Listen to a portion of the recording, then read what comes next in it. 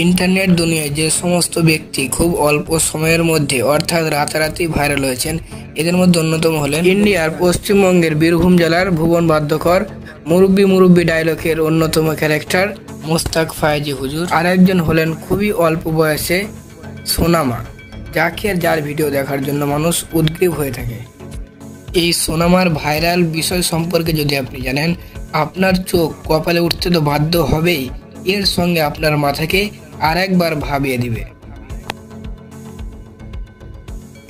ইউটিউবে free motion by Rohan নামে একটি ইউটিউব চ্যানেল যখন একদিন যে ওই থাম্বনেলে দেওয়া ছিল প্রতারণার নতুন ফাঁদ, রাস্তায় বাচ্চা রেখে দেখুন কিভাবে প্রতারণা করা হচ্ছে মানুষদের সাথে, এভাবে এরকম একটা থাম্বনেল দিয়ে এবং একটা টাইটেল লিখে যখন ভিডিও আপলোড করে রোহান ভাই, এই ভিডিও কয়েক ঘন্টার মধ্যেই লক্ষ লক্ষ মানুষ দেখে ফেলে এবং ওই ভাইরাল ভিডিওতে দেখা যায় যে রোহান ভাই একবার রাস্তা দিয়ে যাচ্ছিলেন, হঠাৎ করে দেখতে পান যে একটি শিশু রাস্তার ধারে পড়ে রয়েছে।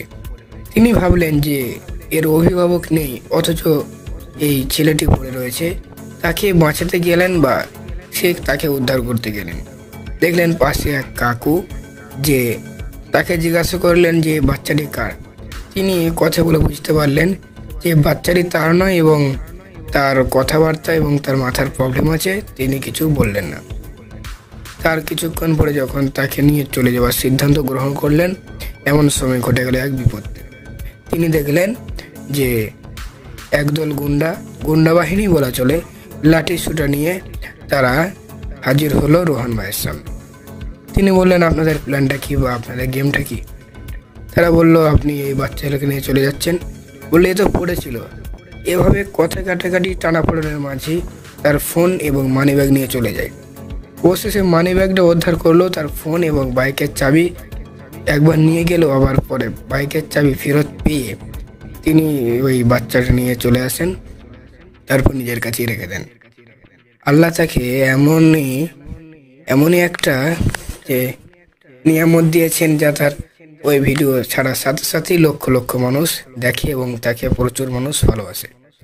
কিন্তু বিষয় হলো, এই মানুষটার এই সোনামার রিলসও খুব একটা নেই, আর যে ফেসবুকেও ব্যাপক পরিমাণ ভাইরাল তোলপাড় করে ফেলেছে, বিষয়টি এমন নয়। তাও মানুষ লক্ষ লক্ষ মানুষ ভালোবাসা দিয়ে যাচ্ছে।